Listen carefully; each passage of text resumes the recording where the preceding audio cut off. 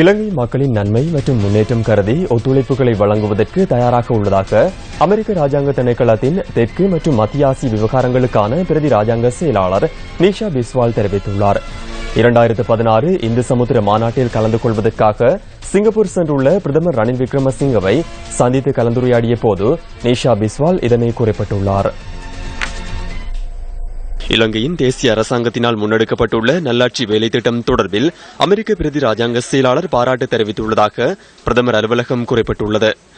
இலங்கையின் தற்போதைய அபிவிருத்தி செயற்பாடுகள் மற்றும் ஆசிய வலய நாடுகள் எதிர்நோக்கும் அரசியல் சவால்கள் குறித்தும் இரு தரப்பினரும் கவனம் செலுத்தியுள்ளனர். கண்டி, கொழும்பு, ஹம்பாந்தோட்டை பொருளாதார அபிவிருத்தி திட்டம் மற்றும் கிழக்கு மாகாணத்தின் திருகோணமலை பிரதேச அபிவிருத்தி செயற்பாடுகள் குறித்தும் அமெரிக்க பிரதி ராஜாங்க செயலாளருக்கு தெளிவுபடுத்தப்பட்டதாக பிரதமர் அலுவலகம் விடுத்துள்ள அறிக்கையில் சுட்டிக்காட்டப்பட்டுள்ளது. யுத்தத்தினால் பாரிய பாதிப்புகளுக்கு இலக்கான வடமாகாணத்தில் மக்களின் வாழ்க்கையை இயல்பு நிலைக்கு மாற்றுவதற்காக முன்னெடுக்கப்பட வேண்டிய நிலையான திட்டங்கள் தொடர்பாகவும் பிரதமர் ரணில் விக்ரமசிங்க மற்றும் நிஷா பிஸ்வால் இடையே கலந்துரையாடப்பட்டுள்ளது.